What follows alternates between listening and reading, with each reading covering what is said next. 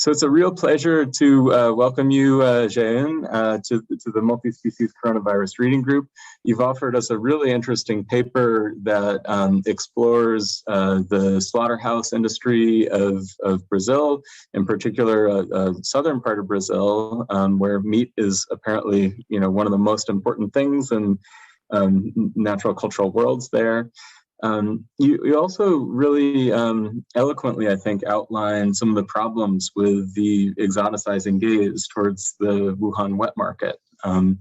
You might have picked up on the recent paper published just in the last couple of weeks that didn't, in fact, find any bats or pangolins in the market. So probably not a surprise given your analysis. And you introduce us to a lot of important ways of thinking about this event through the language of emergence, entanglement, illnesses of becoming, and also the sort of suffering that is shared in the slaughterhouse and broader agribusiness ecologies. And you ask us to think about the different modes of care that we might develop and accounting for these really complicated entanglements and worlds. So I was wondering maybe if you could just update us. So you talked about the political economy of the slaughterhouse. You talked about the workers that went on strike a little more than a year ago when we had the early pandemic, and how, like in other places, Germany and the US, these slaughterhouses were sites of super spreader events. And now that we're a year out from the initial outbreak, how do things look in southern Brazil? What's kind of the latest that you're seeing on the ground? Mm-hmm. Yeah. First, thank you, Eben, and thank you, Rachel. So I need to thank you, my colleagues, Luisa Mutillo and Luisa Beck, co-authors of this paper, and my researching team, including Caetano Sordi. We are researching about meat packers in this kind of context of pandemic. But we have a lot of discussions about the human-animals relations in Brazil. So firstly, when we wrote this paper, we are trying to introduce a discussion about a multi-species health approach to think about the pandemic situation in Brazil. So as you read in the paper, in the first 6 months of the pandemic in Brazil, we have a lot of contaminations, a lot of cases in meat industry in Brazil. So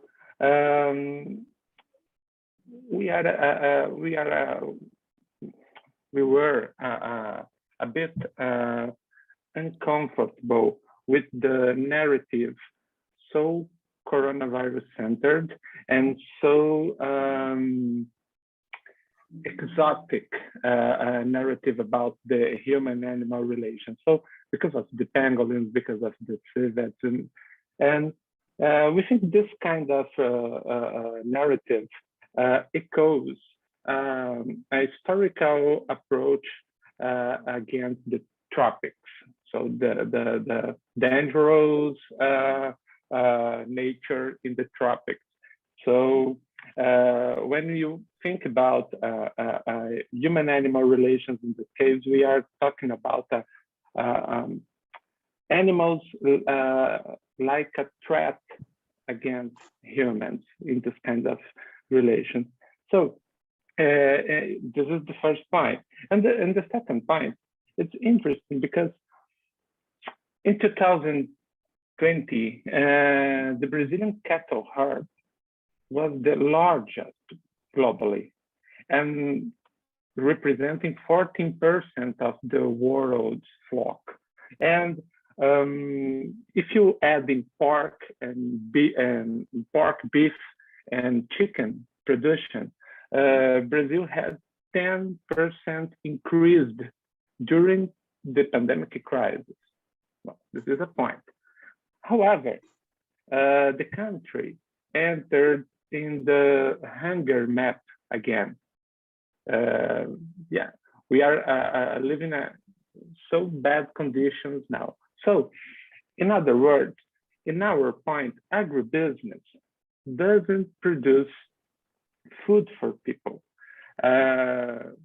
Agribusiness feed Wall Street scores.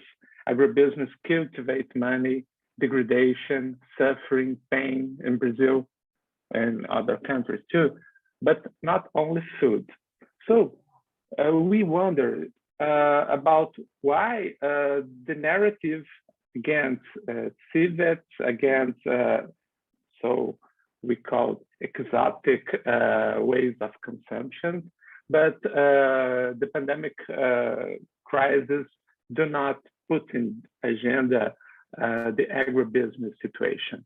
So we think it's worst the situation so between human and animals, but working relations, but ecological relations in the case of agribusiness, rather than the local situation. So we're trying to discuss these 2 points in this case of the pandemic, and especially a point of a multi-species health condition in this paper. It's a kind of criticism to One Health politics or One Health practices, because we think that One Health, well, it's okay, put together humans, animals, and environment, but using cross-culture indicators, using a global indicators, it equals global health frameworks. But we think in trying to discuss in this situation from a multi-species view, we can value local situations or local sensibilities, local ways how humans and animals get together.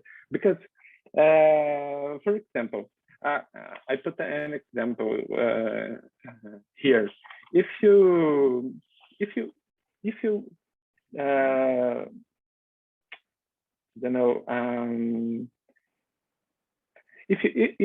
get milk from a cow, if you are a small farmer and you trying to get milk from a cow, you can put your hands in the cow because it's dangerous in a biosecurity framework, in a One Health framework. So we need machines to get the milk. We need to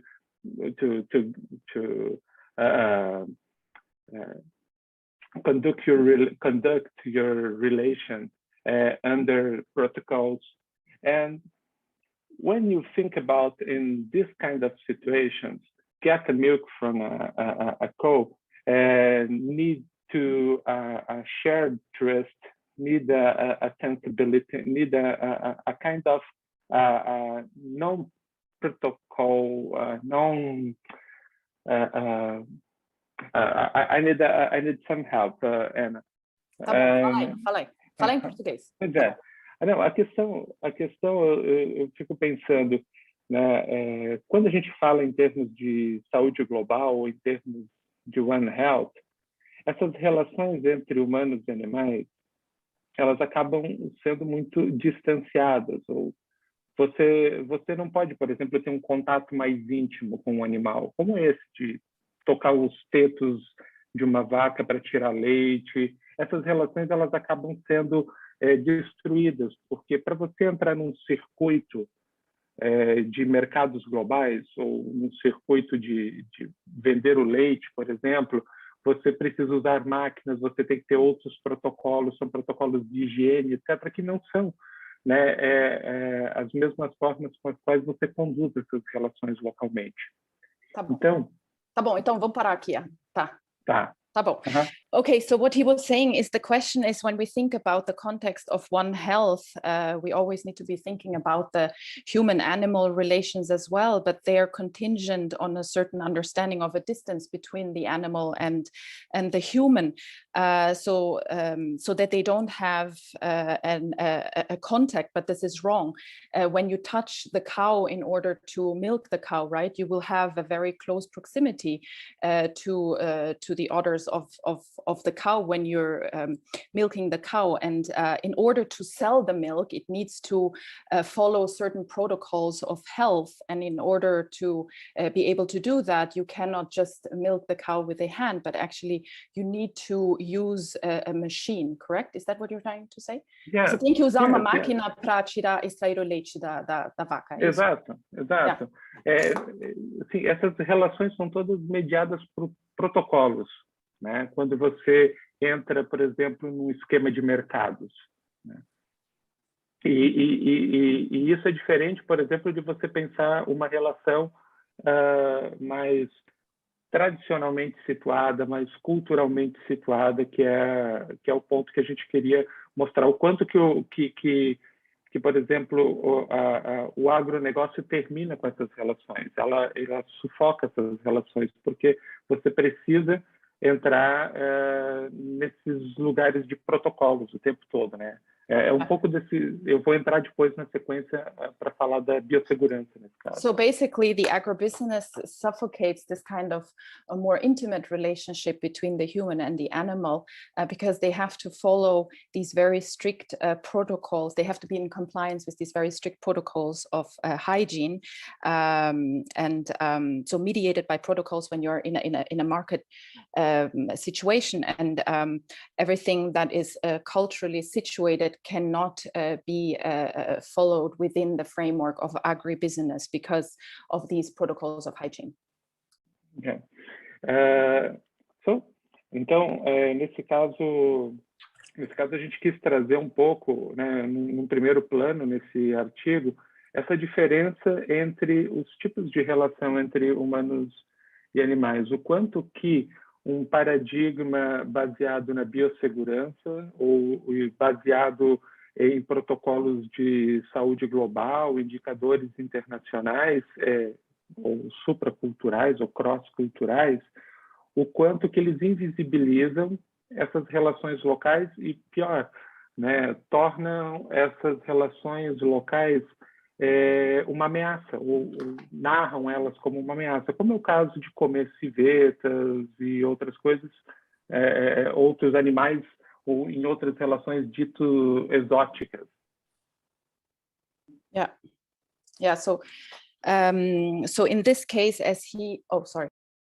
So in this case, as he talks about in the article, there is a difference between human and animals, and there's this paradigm based in global health, which includes supra and cross-cultural settings, and it turns the local relationships quite difficult.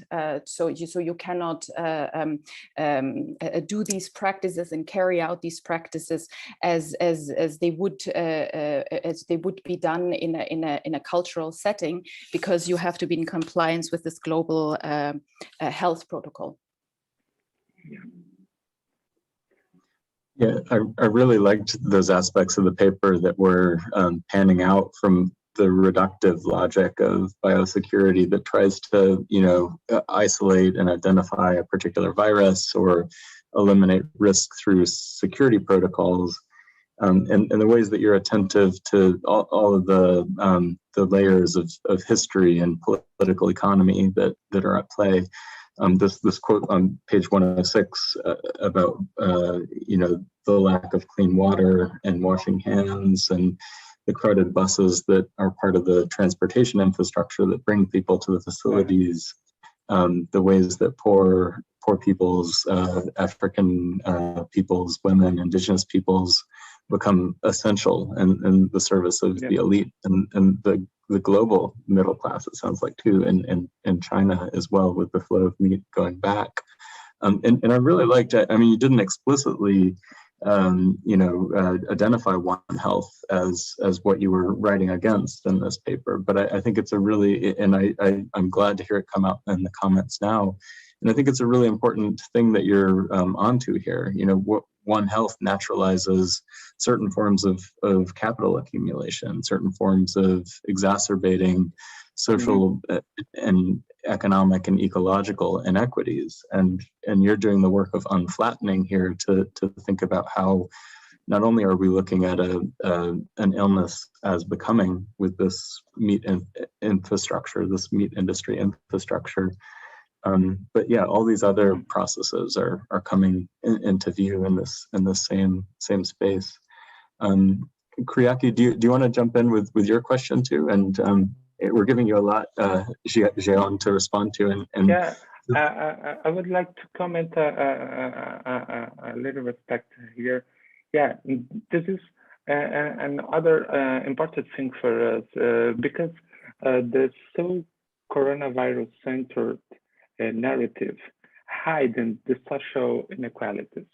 Because I have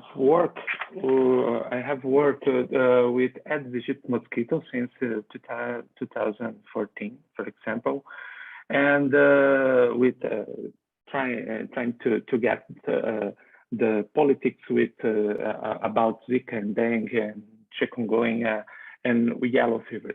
So four so different diseases, but it's the same politics because all of them are based into to control and to surveil and to control the mosquito. The mosquito is the infrastructure, but it's the same infrastructure, and it's a kind of global infrastructure since Rockefeller times. So where is a mosquito, you can control it because they can spread these four diseases. But I repeat, four so different diseases. The pandemic now, the COVID-19 pandemic, it's a kind of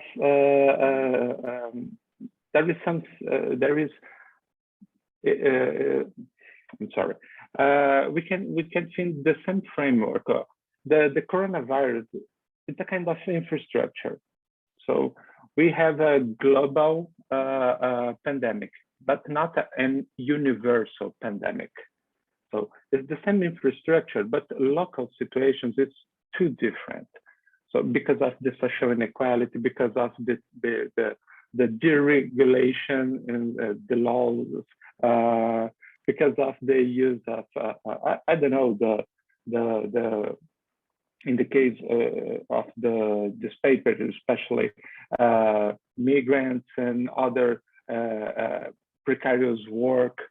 So we have a problem when we use only the biosecurity focus, because biosecurity allows us to map virus too fast. So we can map in the virus, we can discover the mutations and other things. So, but the biosecurity technologies can see this social inequality. So we can map the virus, but workers, some of the workers often work positive to COVID because they can stop to work because they need their wage. So this kind of social inequality, biosecurity intervention can't see. We have a kind of threat worse than the virus. We have Bolsonaro in Brazil. Biosecurity intervention can stop Bolsonaro. Biosecurity intervention can stop the poverty. Biosecurity intervention can stop the racialized relations in Brazil. So this is a point that we're trying to show in this paper. So we in agribusiness, for us it's a good example, because agribusiness industry is based in biosecurity protocols. So it seems okay, but no. And under the biosecurity protocols, we have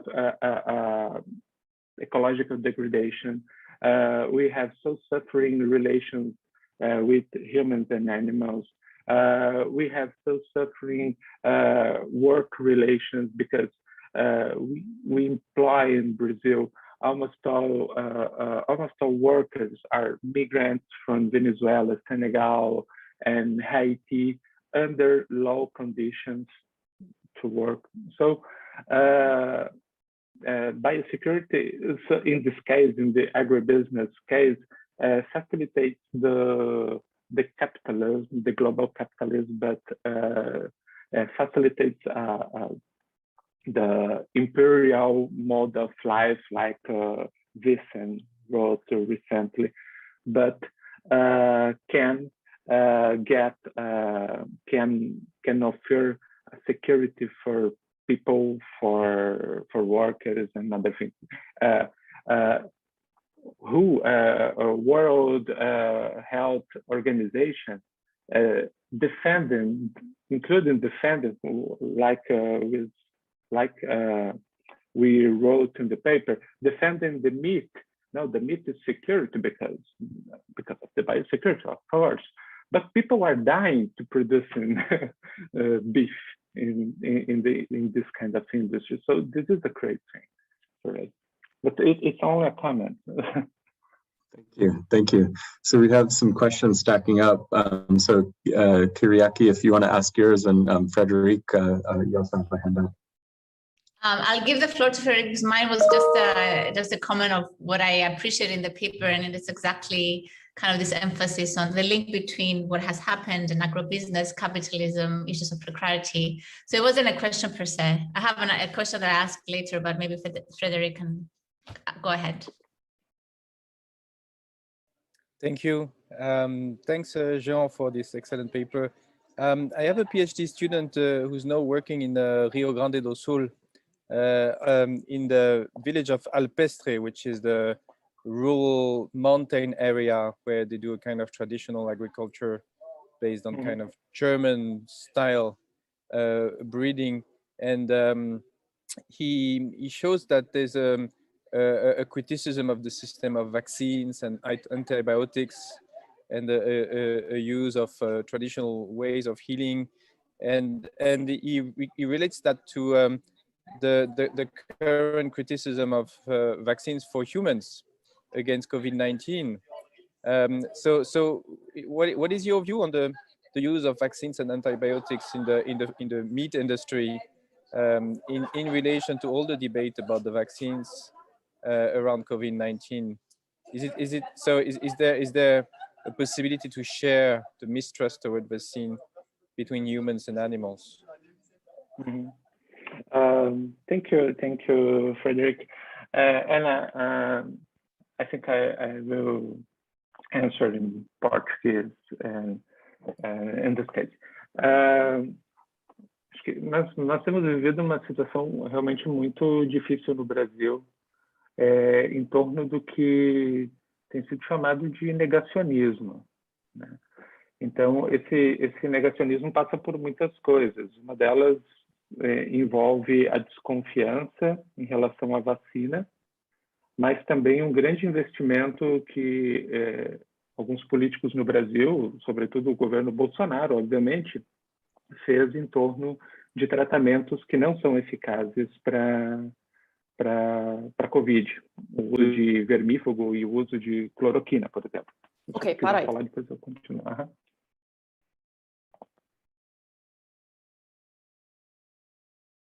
in answer to what Frederick Keck was just saying, so there's the lived situation in Brazil is very difficult in terms of negationism. And this has two aspects. On the one hand, the distrust of vaccines. They don't trust vaccines in Brazil to a large degree. And the second point is large investments for treatments that are not effective. And this goes back to the presidency from Bolsonaro. So it's chloroquina, and then the other one was what? Vermífugo e vermectina. Vermífugo is like worms, anti-worm therapy. Yes. E especialmente quando você sai, por exemplo, vai para algumas cidades mais do interior, a gente tem um projeto de pesquisa grande e a gente está acompanhando, por exemplo, a Serra, a região de montanhas aqui no Rio Grande do Sul. E há um investimento muito grande das prefeituras locais em distribuir esses medicamentos que não funcionam, né? Ao invés de investir nas vacinas.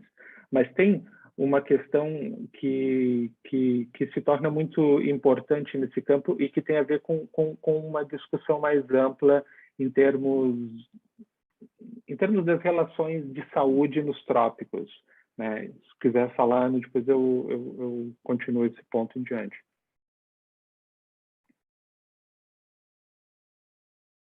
Right. So as Jean was saying, especially going to cities in the rural areas, in the mountainous regions of Rio Grande do Sul, where you're based, correct, Jean? Yeah. And so there are these programs that are trying to prevent this policy of negationism. So they're trying to be very aware that you wouldn't use the chloroquina or this worm treatment only. So there is these programs in mountainous areas and in rural areas in the Rio Grande do Sul area. And then secondly, you were talking about a discussion that revolves around terms of health in tropical regions. Yeah, because the first Rockefeller's campaign in Brazil was against the worms. So ancylostomíase disease, I don't know ancylostomíase in English. O que era isso? Fala de novo, o que era isso? É uma doença de vermes, assim. Essas terapias que a Rockefeller fazia no Brasil no início do século passado, elas eram contra doenças que envolvem vermes, né? Então, isso que você está falando que nas doenças de Rockefeller tinha no Brasil, no século passado, isso é uma doença de verme? Havia um dos problemas, um dos principais problemas, quer dizer, não é um dos principais problemas. A Rockefeller, quando ela começa a fazer campanhas contra doenças no Brasil, numa política de internacionalização da saúde, ela se foca justamente nessas doenças de vermes. No caso, né? Então, assim, a ideia era que os trópicos, eles eram perigosos porque as pessoas tinham vermes, porque nós vivíamos no meio da sujeira, porque nós tomávamos água suja e coisas nesse sentido. Então, junto com a febre amarela, era matar mosquitos por causa da febre amarela e eliminar os vermes, porque vivíamos, entre aspas, na sujeira. Tá. Então, isso é um histórico, né, no Brasil. Mas esse Rockefeller, was this a disease? Or what is that? No. It's the foundation. It's a campaign. It's a foundation. Okay. Yeah. So there was campaigns against hookworm diseases. Yeah. So there is correct. So there is a campaign called the Rockefeller campaign, and it's against illnesses in the tropics, mainly diseases that come from worms. And as he was arguing, the tropics are dangerous because of worms, dirty water, the favorable climate, the humidity. He also said that there was this campaign, Rockefeller was not only to fight worm diseases, but also yellow fever. So it was, they had to kill mosquitoes. And this is the frame is the tropicals is dangerous because the worms and because the mosquitoes. So in this case, this is a kind of imaginary of a strong imaginary that a nation that is built against the worms. We need to find against worms to build a strong nation. This is a kind of historical imaginary in Brazil. So the worm drugs, in this case, ivermectin, this is the drug. It was a kind of solution against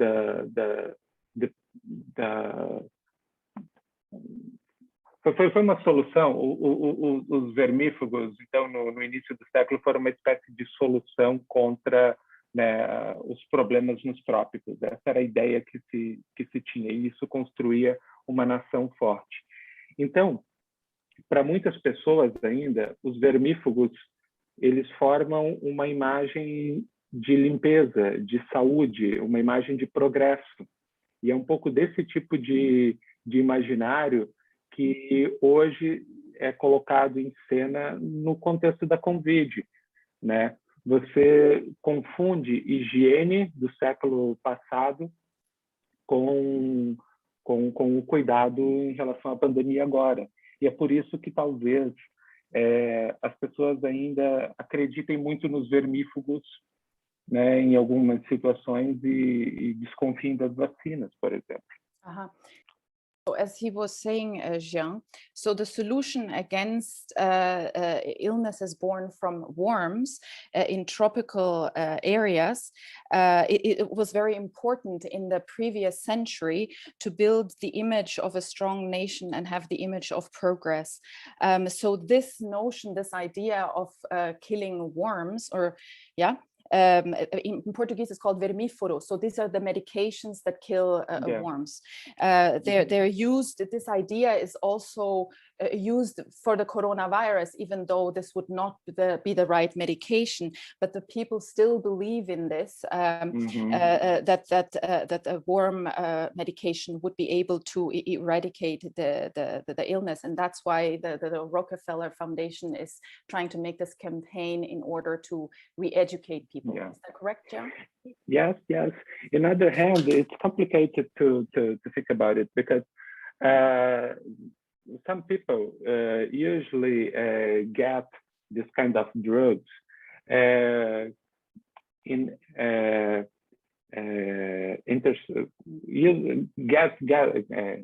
take these drugs with tea or praying for some gods, and we compound this a kind of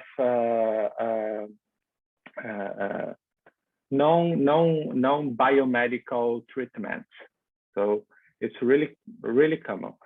And in this case, when we talking about negationism, we have a problem too, because sometimes negationism is related to biomedical framework and is related a kind of, again, coronavirus centered framework to the pandemic.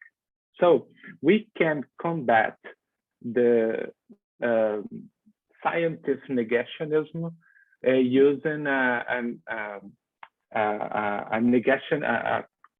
cultural negationism, because this is a kind of a cultural way to carry on, pray for something or take I don't know, tea and other kinds of treatments, non-medical treatments. So we have a so complicated situation that so some people get a vaccine shot praying for God. it's a kind of ambiguous situation, but it's a real situation. So people not de novo, Ana, as pessoas não estão necessariamente sendo negacionistas quando elas fazem isso, mas elas costumam misturar várias coisas. Elas rezam, elas usam tratamentos locais, como chás, ervas, outras coisas, e também tomam vacina. Então, é uma situação muito, muito complicada, porque o negacionismo parece que ou você acredita ou não acredita na ciência. Mas a questão é que ciência, em que ciência é para se acreditar? É só na ciência baseada na biologia? Só na ciência baseada em vírus? As pessoas também acreditam em outras coisas e tem outras maneiras de se cuidar. Por exemplo, eu converso com pessoas que, sei lá, abrem as janelas de casa para deixar o ar entrar, o ar puro. Isso também é um imaginário muito histórico, a ideia de que você precisa respirar ar puro para viver. Mas, assim, obviamente você não vai ficar em lugares fechados, porque os lugares fechados realmente facilitam a contaminação. Então, essas coisas são um pouco embaralhadas, assim, sabe? So, as Jean was explaining, so there is a mixed understanding because people they mix together either praying, also treatments of taking teas and herbs, mixing that with other medications as well as the vaccine. So this leads to a difficult situation where they they're trying to combine both believing in science and not. But people also believe in other things. And as he was saying that in Brazil, it is common to open windows because of the mold and the humidity. And so this airing out and the notion of letting the stale air out and having fresh air come in is something that people would do as well in order for the virus not to spread, which is something that is correct, right? I mean, to have a room closed with air is conducive for the virus to spread. Yeah. Yeah, because as pessoas fazem isso às vezes por outros motivos, acabam acertando, mas so people do that actually for other reasons, but actually they do the right thing. And also I wanted to say that this medication vermífugo in English is anthelmintic therapy. Yeah. And when I told you about this imaginary of open windows, it's not the same to don't get close because of the virus. Open the windows is an historical imaginary about the miasmas. So it's a different thing. But yeah, from the wrong ways, people it's correct, but it's so confused imaginaries of the disease. Hygienism and carry-on. It's so different things, but so close in this case. And maybe there's also an interesting way to kind of re-signify the miasma theory, you know, something that is before the microbe is localized, before you have, you know, Pasteur, you know, dispensing with the idea of bad air, you know, coronavirus transmission is in a sense bad air. So it's a, you know, there were viral particles being transmitted, and now we just have a more rich and nuanced way of thinking about them. I want to give Stefanie an opportunity to ask her question. Yes, thank you. Very interesting. And just this discussion reminded me we already have read a couple of pieces about the cheese in this reading group and how the mechanization and industrial practices are particularly hygienic practices are threatening the dairy industry, local dairy industry, and threatening the local traditional cheese making. So it's quite makes sense in that sense. But I would like to ask you a different question for the meat industry itself. So from your reading, I had the impression that somehow this wild markets hunting itself provide a diverse way of the producing food and engagement with multi-species relations. So in context of Brazil, what is your position about the hunting and wild animals? Yeah. Eu vou precisar de você. Ela estava eu não preciso traduzir no português. Não, acho que a questão eu entendi em relação a caça e os animais silvestres. Caça, né? Então, a gente tem muitas restrições no Brasil em relação a, obviamente, é proibido a caça para consumo, mas ela é permitida em alguns casos, né? Por exemplo, né, o Caetano é um colega que o Frederic, inclusive, conhece. Caetano Sordi é um colega que trabalhou com controle de javalis aqui no sul do Brasil. Então, esses javalis, eles podem ser consumidos, só que não vendidos, né? Eles podem ser abatidos para o consumo porque eles são invasive exotic species. Eles são considerados espécies invasoras. Nesse caso, eles podem ser abatidos para o consumo, mas eles não podem, como eu disse, eles não podem ser vendidos dentro de circuitos comerciais porque não há autorização para isso, né? Não temos protocolos, por exemplo, de saúde para isso.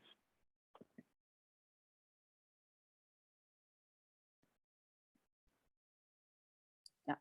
So in Brazil, there are many, so as to your question, Sevgi, there are many restrictions regarding hunting. So at first, it is forbidden to hunt.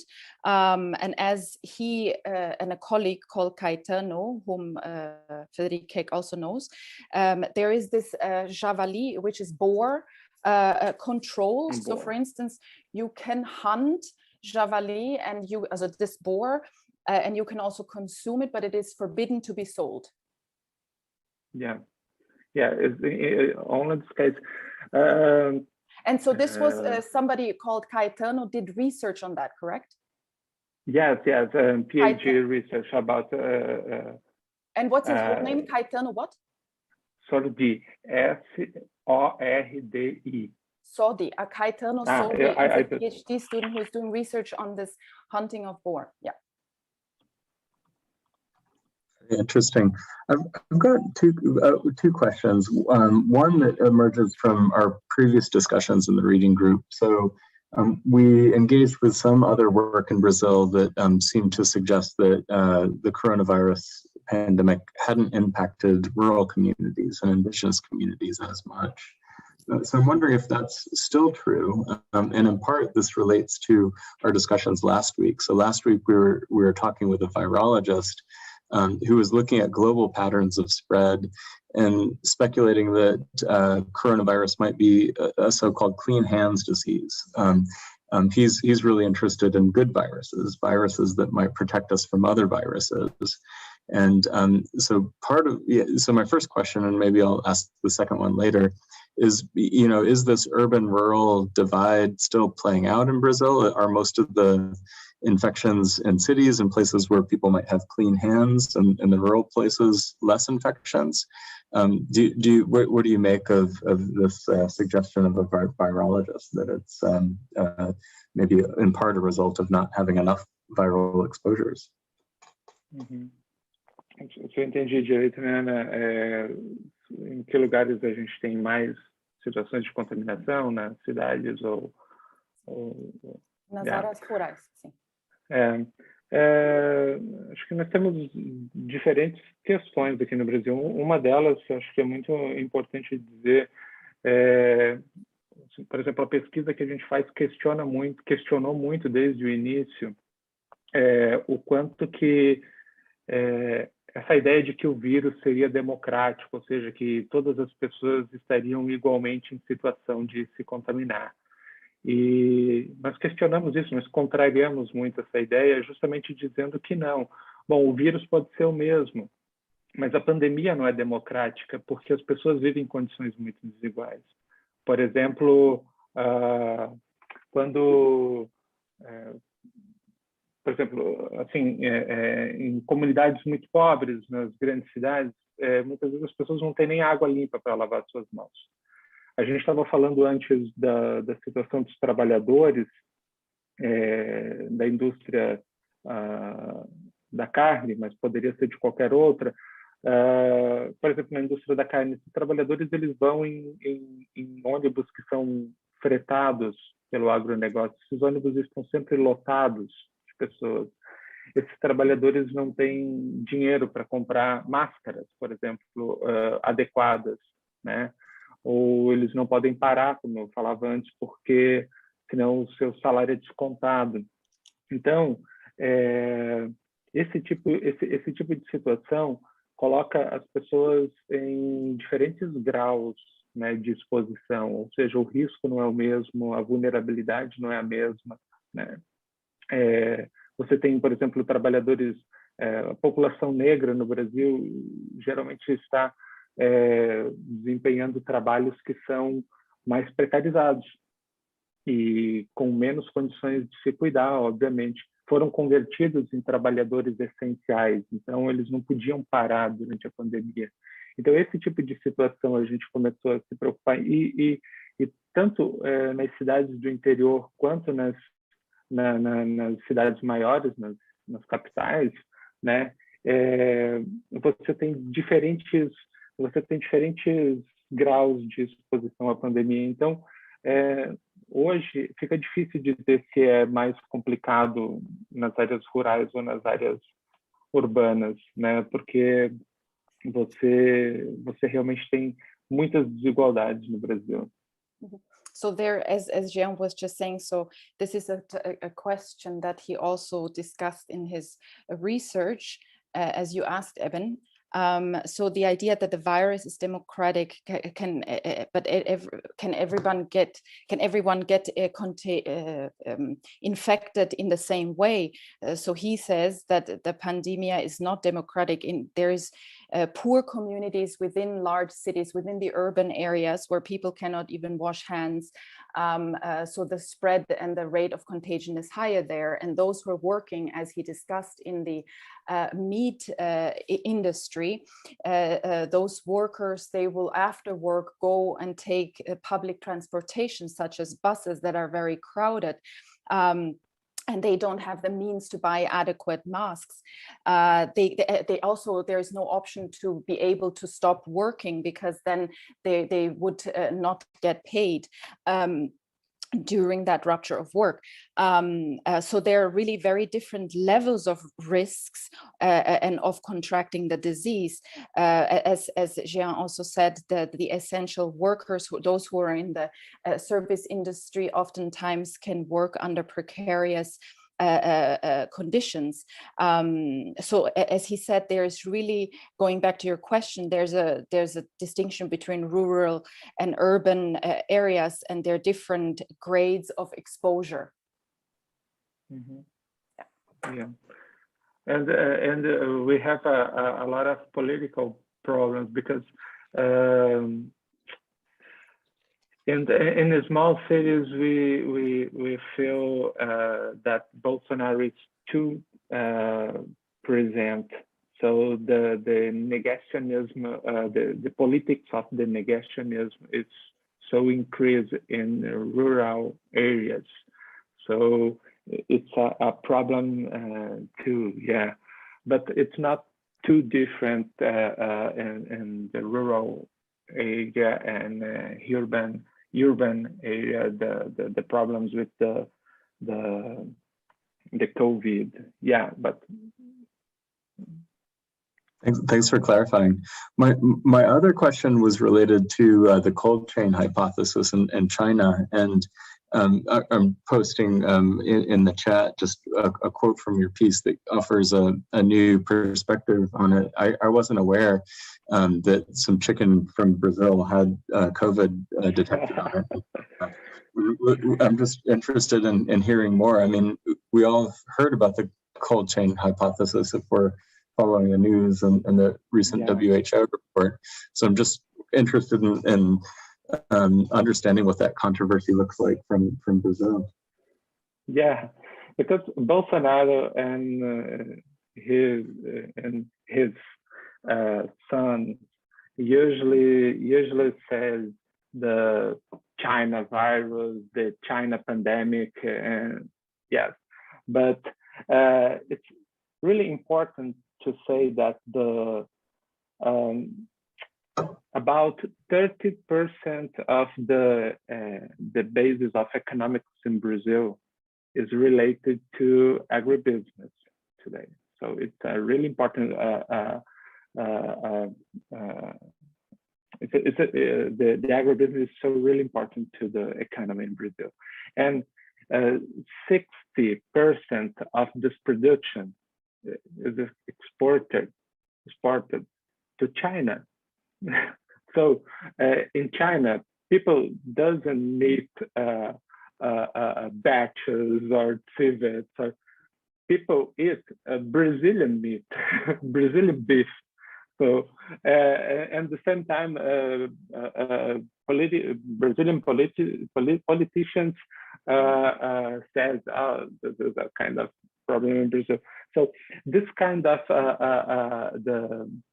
the virus under the wings of the chicken wings, it's so interesting, and including interesting in the case of the fake news and other things, because this is a real problem. The people found a virus in chicken, in Brazilian wings, chicken wings, yes, but the news talking about this kind of situation, Ana, vou precisar da sua ajuda. Depois de alguns meses, as notícias que falavam dessa situação dos vírus sobre as aves, elas foram alteradas. Eu tenho o registro disso. As notícias originais diziam que vírus foram encontrados em asas de frango na China. Depois, essas notícias foram alteradas para o seguinte, né? Asas de frango foram contaminadas na China. Essa mudança, né? Ou seja, não saíram mais do Brasil contaminadas. As notícias mudaram e começaram a dizer que elas foram contaminadas na China. So basically the news, they were altered after certain months. So it was said that apparently, right, I mean, as he argues in his paper, that the chicken was already contaminated and going to China. And as he was arguing that 30% of the economics in Brazil is related to agribusiness, and of that 60% of the meat is exported to China. But so apparently, the virus was already on the chicken that was then exported to China, but now then the news were altered and they argued that they were actually contaminated in China and not already at the source.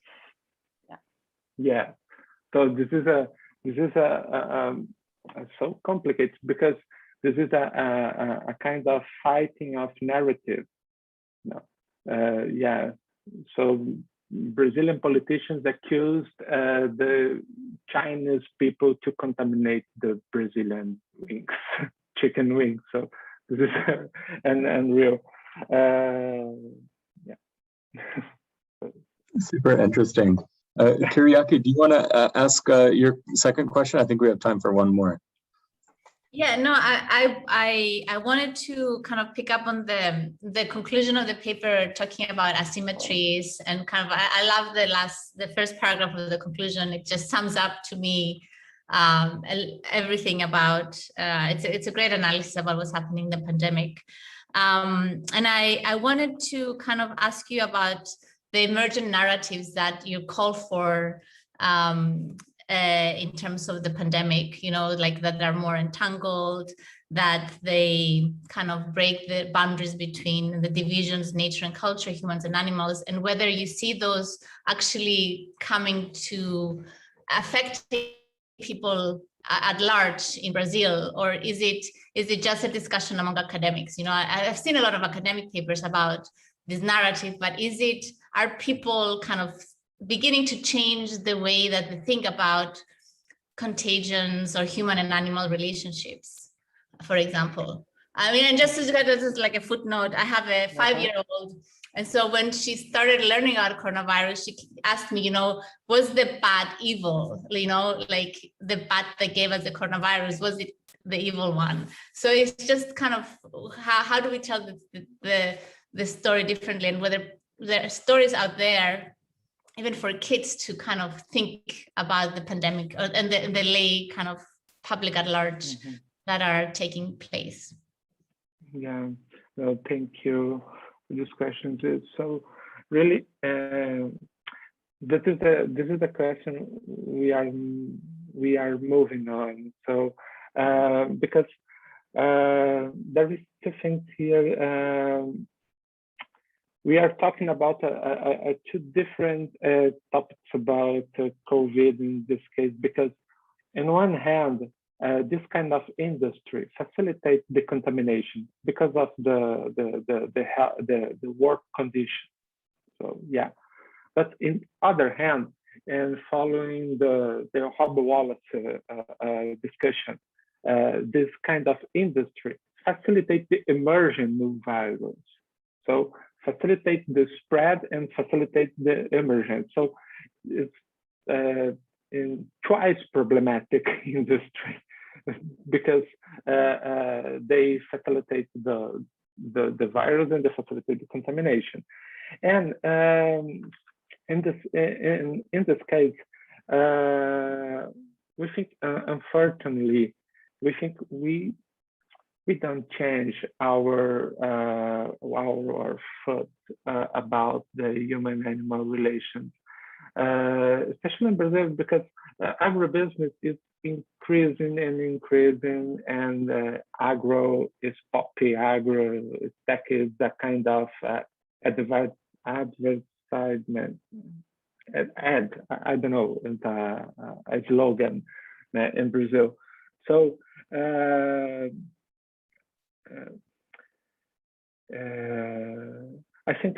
think we have a problem related related to the biosecurity issues, because biosecurity turn invisible this kind of relation. Agribusiness, we can see this kind of relation. We can buy a soul sugar strawberry in Whole Food markets, but with no think about the Latin American migrant working in precarious conditions under the sun in California. We can buy a beef, but with no think about the migrant labor or other things, or the degradation, because the biosecurity interventions create a kind of borders, maintaining distances. So, and this is a big problem in this framework, because this border. Não, eu preciso dizer uma coisa antes, Ana.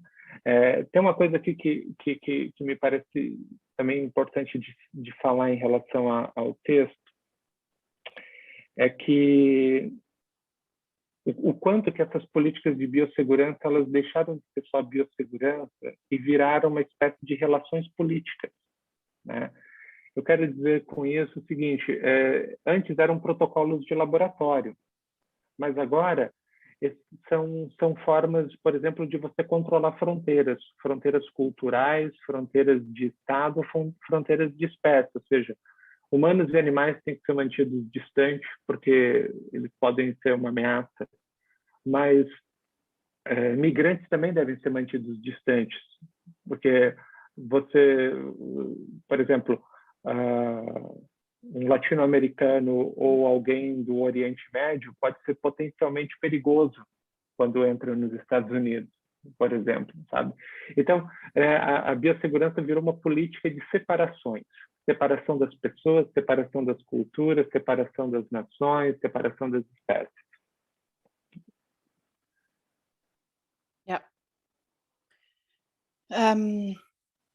So yeah, so it is important also to say, as he argues in his paper, that actually the politics of biosecurity turned into a political relationship as well.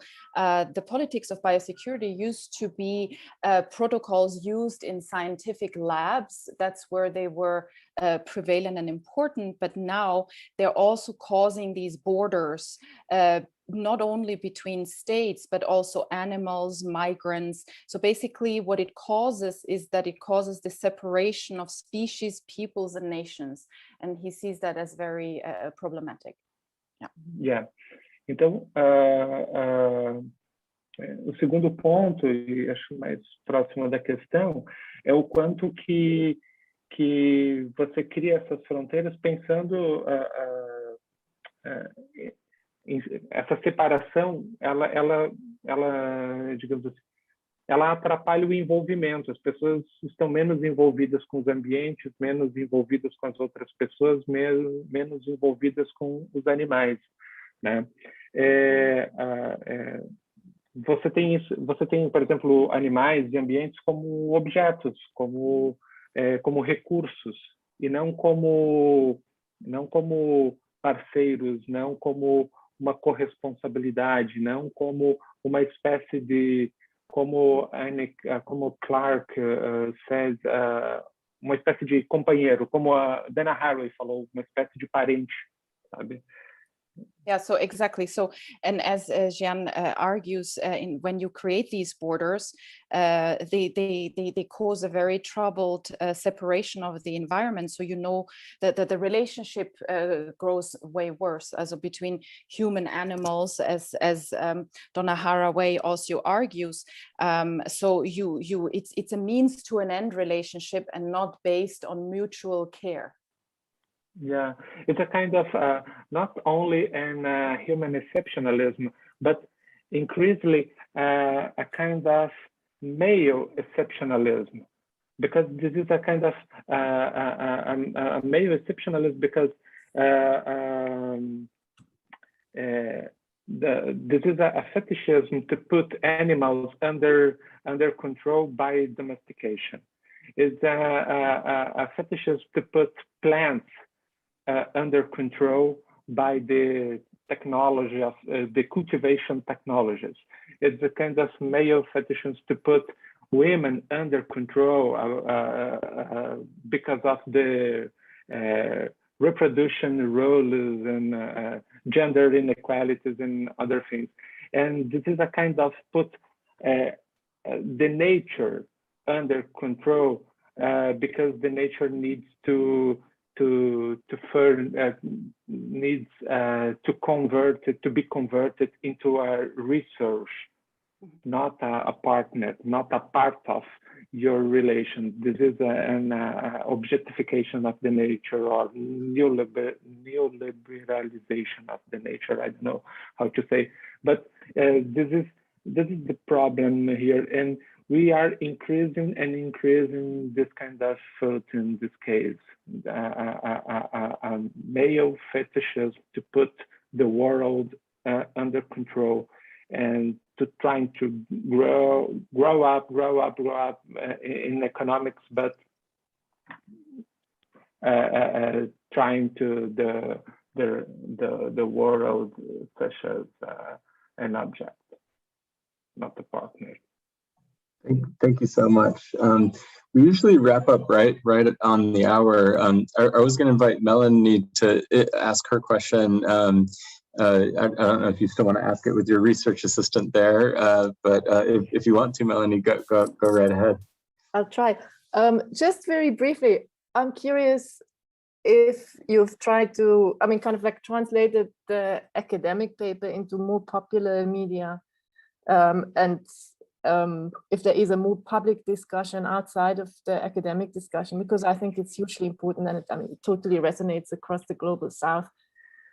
And I think people in the global North need to know as well. Like, do you have any ideas for how we center capitalism and like post-colonial power inequalities in the whole COVID debate? Because as you say, it's not the problem is not the virus. The problem, and I think multi-species ethnography can highlight that very nicely. The problem is the relationships around it. Yeah, this is a really exciting. Thank you, Melanie. This is a really exciting challenge, but it's not easy because, firstly, to talk about agribusiness in Brazil, it's so complicated because they had a lot of lobby among the politicians, and if you are doing research about agribusiness, especially touching in toxicity and other kinds of degradation, we can have cut your budget for research. It's a real problem. But I am trying to expose this situation in other kinds of formats, not only the papers or articles, but in podcasts and in some video debates or webinars and other things. And we are a really interesting community in Brazil, so different parts of Brazil, trying to increase the debates on organic, so biofoods and slow foods and other things. So this is a really interesting space to debate these ideas, but it's a kind of resistance. Resistance is a kind of a non-mainstream discussion, but it's a really exciting community. And also, I think this is a real point. I put a quotation, I don't know. For Ulrich Brand and Marcus Wissen. This is a book about the imperial mode of life. And I think it's directly for your question, because they wrote, the everyday life in the capitalism centers is essentially possible through the constitution of social relation between humans and relation between society and nature elsewhere. That is, through unlimited access to labor, natural resources, and thanks. Thanks, because capitalism must need to make invisible the destruction and exploitation.